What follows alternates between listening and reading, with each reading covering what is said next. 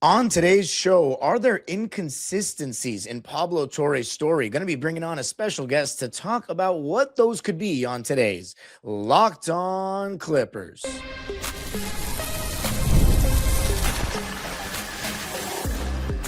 You are Locked On Clippers, your daily Los Angeles Clippers podcast, part of the Locked On Podcast Network, your team every day. Yes, sir. You are locking in with the Clips. My name is Darian Vaziri, also known as Dime Dropper. And today we are going to be talking about where our roster stands with the Aspiration investigation going on with my special guest, our radio host and host of Clippers Talk, Adam Auslund, to talk about the inconsistencies that he's been noticing in Pablo Torre's reporting. Adam, how have you been? Consistently inconsistent. That's what it seems like it's been with Pablo lately. I've been good though, Dime. What's up? Thanks for having me. Anytime, but let's get right into it, Adam. So what did you see? And because I'm gonna be honest, and I've said this to my viewers a lot recently.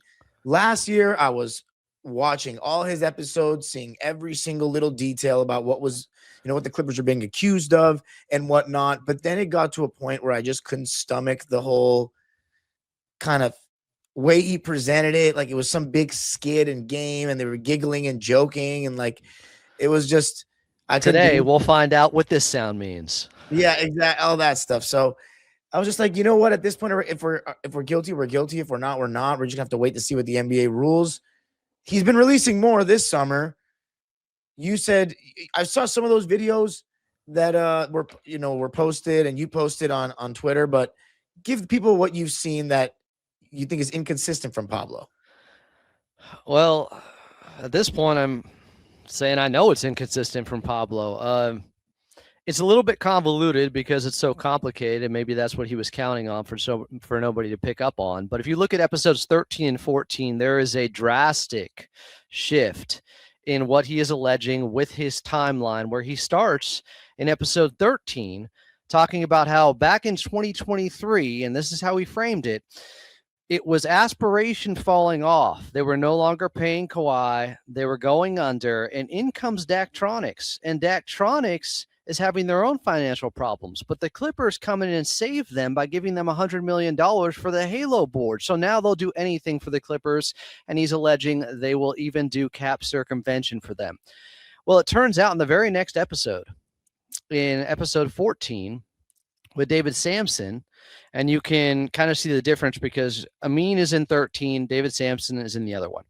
In the one with David Sampson, all of a sudden Pablo has emails from 2021 that show that Kawhi allegedly had a deal with Aspiration as the Clippers marketing department is checking in with Daktronics. Kawhi had a deal with Daktronics, and the Clippers marketing department is emailing Daktronics in 2021 asking about, did Kawhi and Uncle Dennis do anything here? And they're talking about an autograph session, it looks like. Well, the question is, did he know when he did episode 13, a week prior to episode 14, did he have those emails then? Because if he did, it would undercut his entire episode in 13 where he's talking about the timeline was 2023. But we now know it was 2021. So why would he have done something like that? Well, maybe because he's been dragging this out a little bit and he doesn't think enough people are paying close enough attention. Well, can I ask a question? In 2021, what if they just first got in contact with Daktronics? Was there proof of payment being made at that point? What if they first got in contact with them and then the sponsorship didn't actually start till 2023? That still wouldn't have been brought up, but why are they asking for an autograph session if they aren't already paying him? That would not make sense. You're right. Fair enough. It doesn't work. He has no out here, Darian. And here's another reason why. Because in episode 13, he plays a video where he and Amin have a good laugh over a Daktronics employee using the word aspiration in this promotional video. Well, that Daktronics employee, it turns out that video, if you watch it on YouTube and go a minute further, that same employee says we had a relationship starting in 2019 with a partnership in 2020.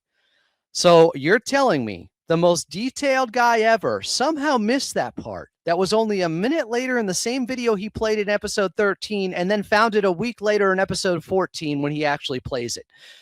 It doesn't look like that to me. It looks like he knew the whole picture during episode 13, and yet he ran with his narrative that, oh, they struck the deal in 2023 with Daktronics. And that's when it all came together, because it conveniently fits his theory that Aspiration out, Daktronics in, now they're using this company. The issue with this, the crux of this is, this would call into question a lot of his reporting if he's leaving stuff out intentionally because it doesn't fit a theory. Even if he gets to it later in another episode and then doesn't correct or retract what he had said the very episode prior, that also hurts his credibility. And I don't know how you could see it any other way, because we know for a fact he had the video.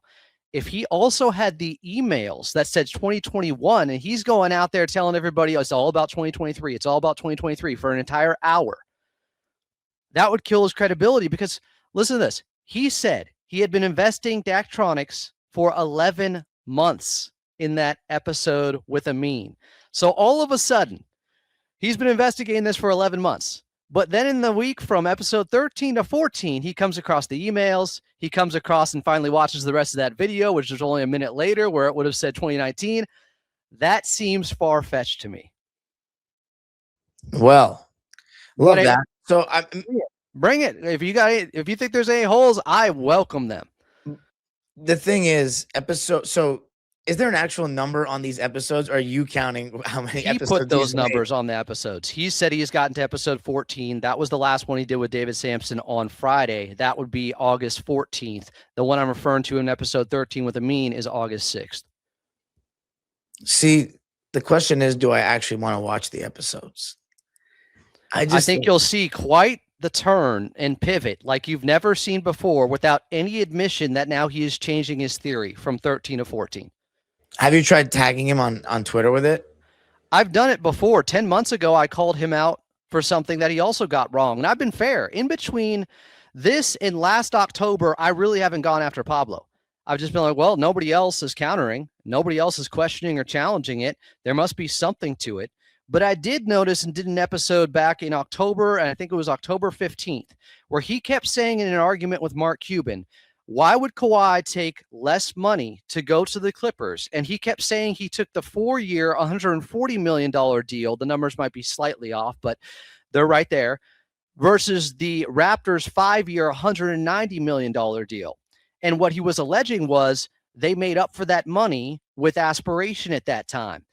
Well, here's what he forgot, Darian. He didn't take a 4-year deal. He took a 3-year with an opt-out on the last year. So he got his numbers completely wrong. I posted him on it. I put Mark Cuban on it. And after that, back in October of 2025, Pablo started to follow me. He never made any correction to his stuff, but he followed me. Now, I don't know at what point he unfollowed me. Maybe he just realized, oh, Clippers employee, I can discount anything he says, even though his math was definitely wrong on that, and he knows it. So he followed you at one point and then he unfollowed? Yes. Wow. So, like, we're kind of being painted out, Clipper fans, as you guys are the only ones that think that you're potentially innocent. It's clear as day what happened, and you guys are all delusional idiots.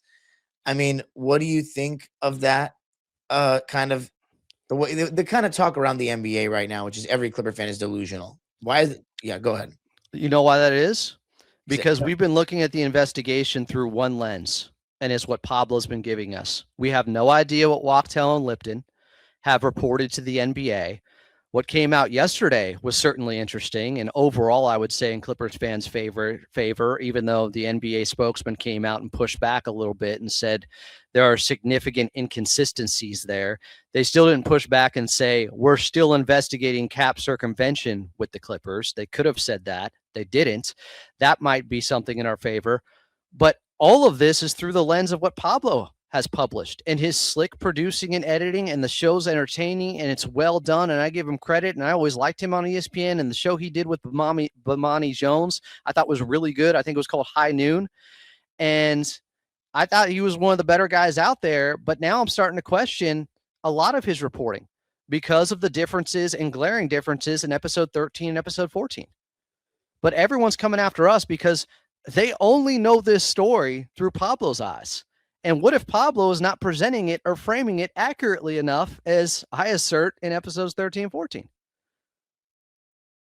Do you think that there's just even off of Pablo's lens, obviously the theory that not necessarily a theory, but the conclusion he's come up with through the paperwork and through this and that. Here's what I'll say. His conclusion could be right. His journalism could still be crap. Both things can be true at the same time. He could throw out enough theories, like how much he changed from episode 13 to 14, that he is right about this. He just wasn't good enough to prove it.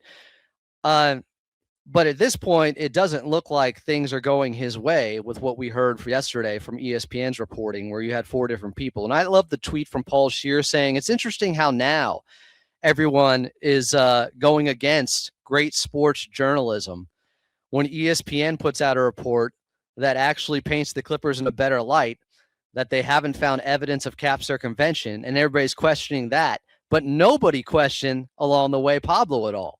And so I'm starting to do that now, and that's the difference.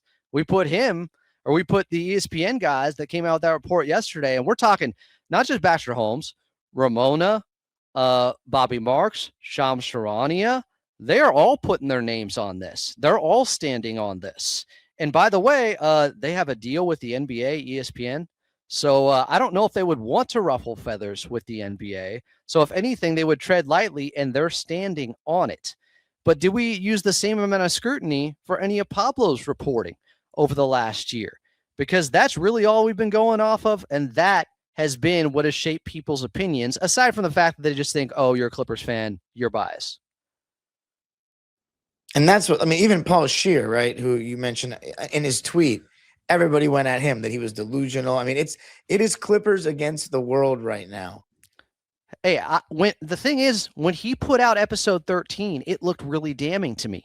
That was on August 6th. And I did a show right afterwards. I mean, immediately afterwards, I went live and I said, I'm very concerned about this. That's when he broke the Daktronics news. And I thought it looked really bad. And then when I see episode 14, and he's just ignoring all the stuff he was talking about in episode 13, I'm like, well, wait a second now. Now I got to look into this. So I rewatched episode 13, and that's when I noticed the video of the same Daktronics employee saying Aspiration that he and Amin laughed at.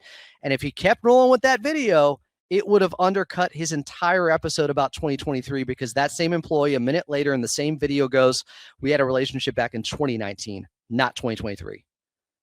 Well, coming up, going to be looking at the current situation that this holdup, this stall puts us in roster-wise.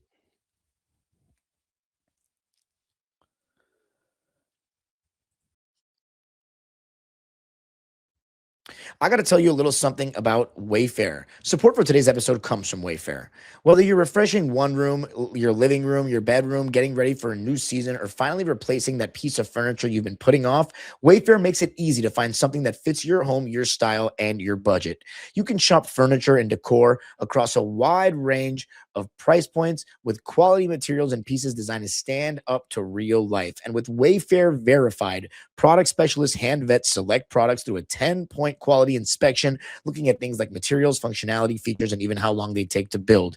And if you're still trying to narrow down what to get, Wayfair gives you plenty of real shopper feedback to work with.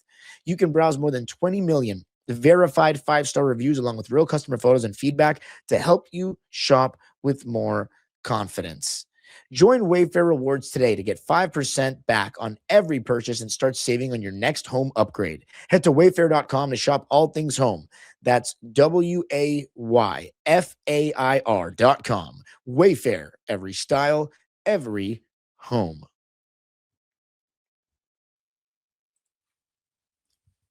All right, back here with Clipper Radio host Adam Auslund to talk about the inconsistencies in WT's stories.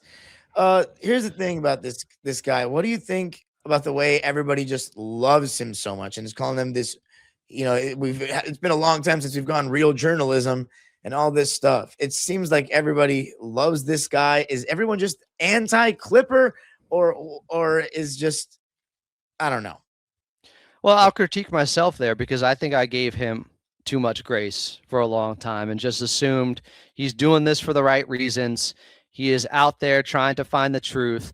And I'd still defend when people say, oh, he's not going after the Lakers and he's got a vendetta against the Clippers. I don't believe any of that stuff. I do think when Mark Cuban went after Pablo, it made it more personal because he was questioning his credibility as an investigative journalist. And so then Pablo's like, all right, now I'm really, he sits up in his chair and says, bet, now I'm really going after them. I think that's the main reason that this has been a crusade for him, to try to prove what I do is valid, and I'm carving out a lane for myself in this new media where I can be an investigative journalist and do it on a podcast on YouTube. And honestly, I think it's fascinating. I think it's interesting. I like what he's doing overall. Nobody likes him pointing at the Clippers direction, of course, as a Clipper fan, but I think for too long, I just accepted what he said was true. And I can't really do that anymore with the inconsistencies in the last 2 episodes. But I get where people were coming from. I like the way it's produced. I like the little graphic stuff. It's like old school Atari graphics. All of it looks clean. It looks good. It's polished, and I see the appeal to it.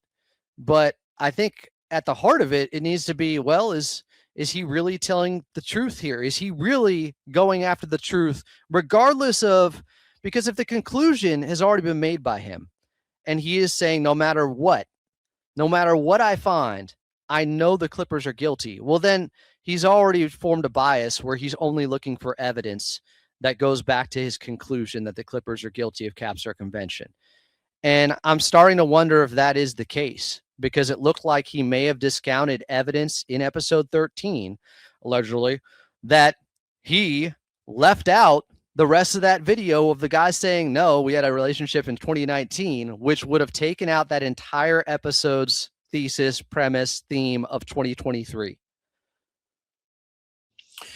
Do you think that he is being a little performative and, like, I don't know, exaggerate? Yes. Okay. So, because every Clipper fan that hates on him in any way, I mean, I've definitely been hating. He's trying to be entertaining and keep you watching. Like, he's not just trying to present information in a dry manner. He is trying to hype it up a little bit and give these looks and the teases and all that. Like, I understand why you would do that. I would probably do the same.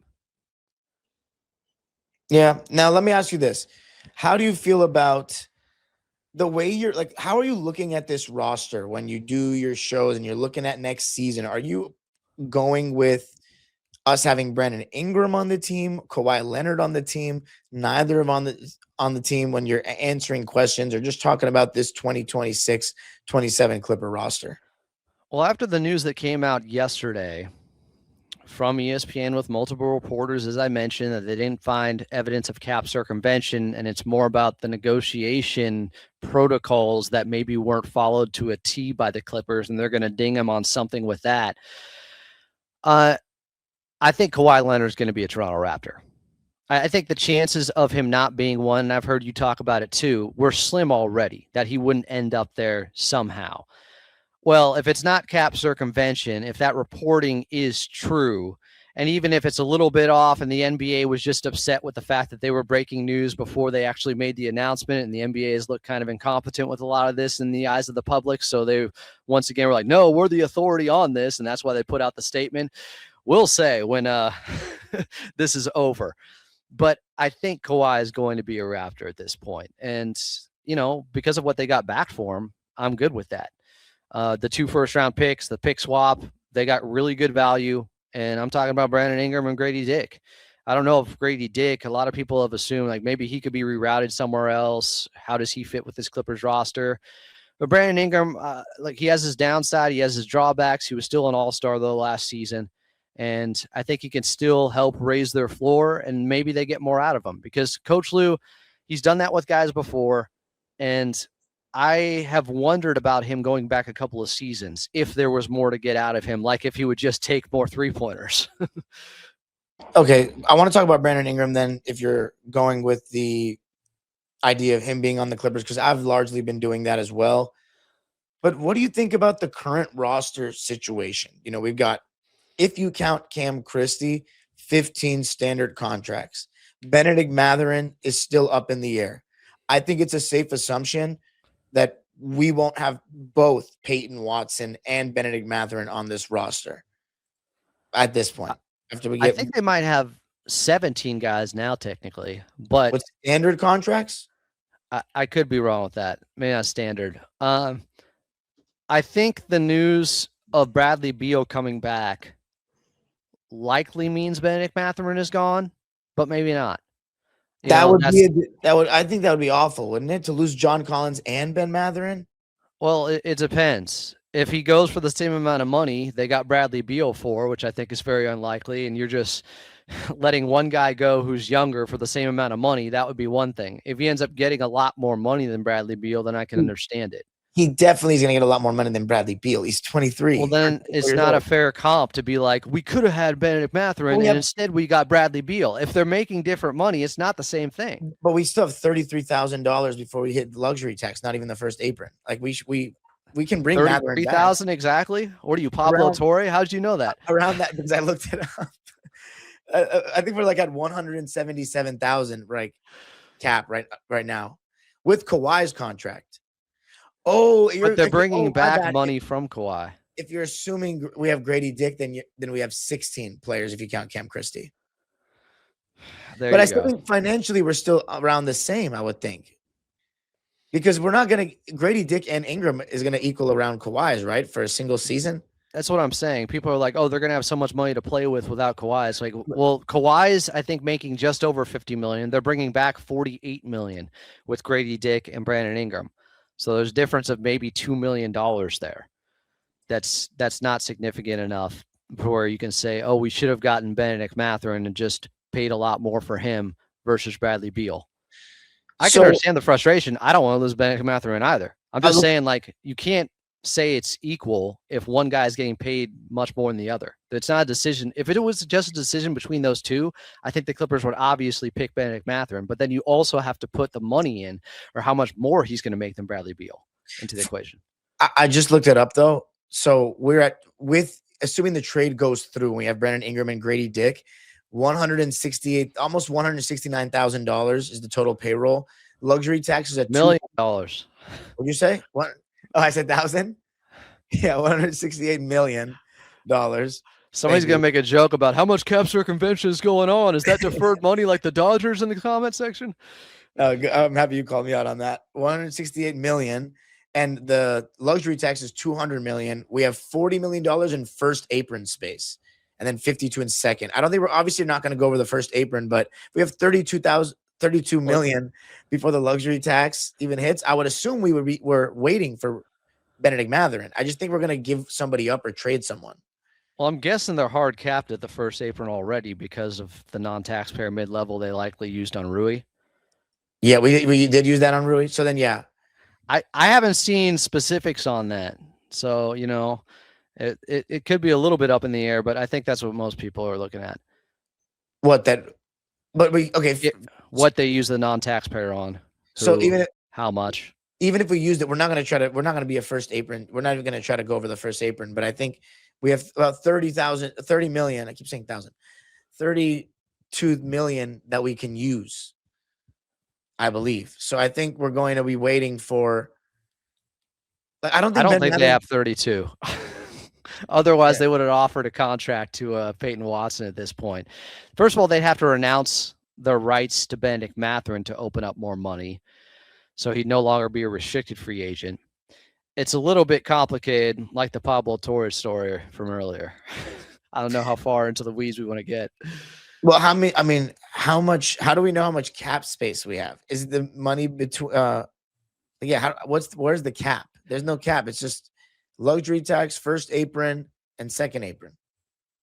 The luxury tax, I think going over, can you go over that and still have your non-taxpayer mid-level exception? I think once you go over that, you would not have your non-taxpayer. So if they use the non-taxpayer, they can't go over that. So that's really where the cap is for them.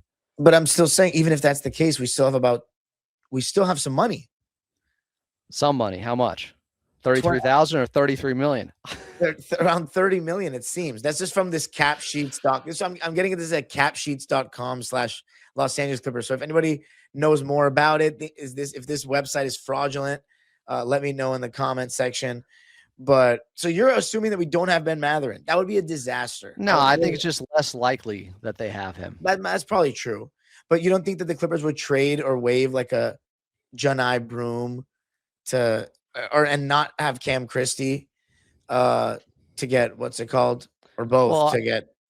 I Ben think they Mather brought back Cam Christie. They extended his deal to where it's not guaranteed till I think October 1st. So they could possibly use him in a trade deal and move his salary that way. I think that's still a possibility. His guarantee date is October 15th.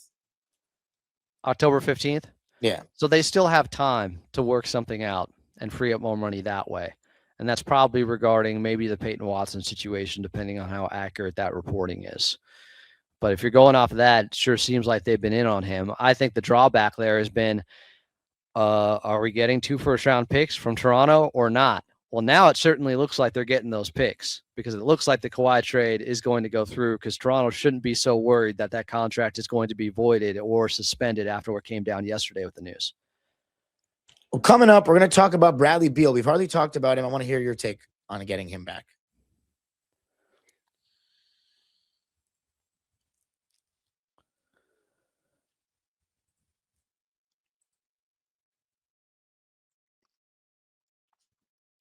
I got to tell you a little something about Indeed. Support for today's episode comes from Indeed Sponsored Jobs. When workplace chaos hits and you need the right hire, Indeed Sponsored Jobs helps connect employers with candidates who match specific needs like skills, certifications, and location. So less time gets spent searching and more time gets spent finding the right fit. And the right fit really matters for a job. You know, you can try guys out or try people out, but it's fit matters in any sort of team setting or work setting. People are finding quality hires on Indeed right now. In the minute I've been talking to you, companies like yours have made 27 hires on Indeed, according to Indeed data worldwide. Spend less time searching and more time actually interviewing candidates who check all your boxes. Less stress, less time, more results. When you need the right person to cut through the chaos, this is a job for Indeed Sponsored Jobs. And listeners of this show will get a $75 sponsored job credit to help get your job the premium status it deserves at Indeed.com/podcast. Just go to Indeed.com/podcast right now and support our show by saying you heard about Indeed on this podcast. Indeed.com/podcast. Terms and conditions apply. Need to hire? This is a job for Indeed Sponsored Jobs.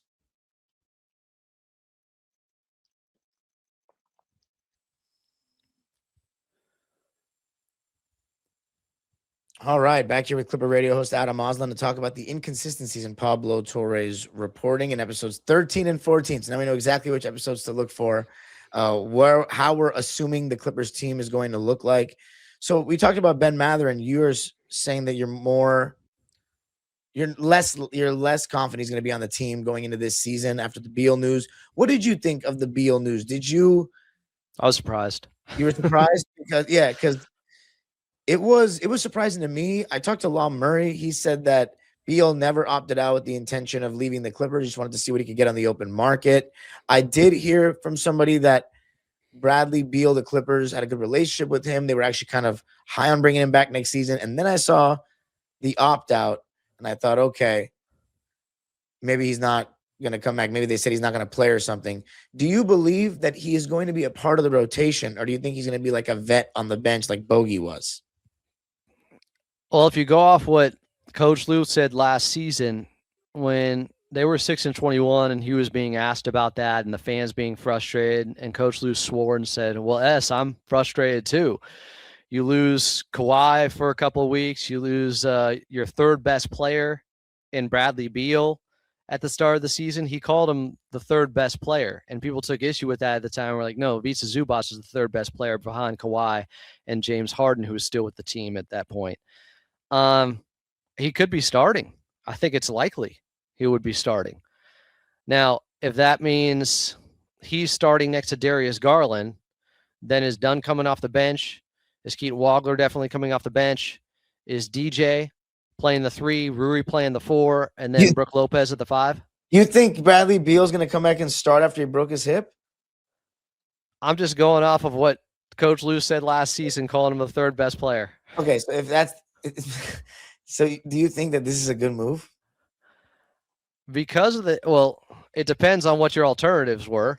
Your alternative is having Chris Dunn or Derrick Jones Jr. in the starting lineup with Brandon Ingram, Rui Hachimura, and Brook Lopez. Well, I think, like I said, you could still have Derrick Jones Jr. in the starting lineup if it's Darius Garland, Bradley Beal, DJ, Rui, and then Brook Lopez. Don't start Brandon Ingram. Come on. Okay, that's fair. Yeah. I don't see Rui with that contract they gave him Not starting. not starting. Yeah. So I'm fine with it's Rui fair. starting. I don't like look, I don't like leaning into that much offense. That would not be my choice. There's a difference between what I would do and what I think could happen, is what I'm saying. And I think what I think could happen is Bradley Beal is going to be a starter. No, I know, but I wanted to know what you would think, because this is a move that and recently Lawrence Frank, Trent Redden, they've made a lot of moves recently that Clipper fans have been really behind.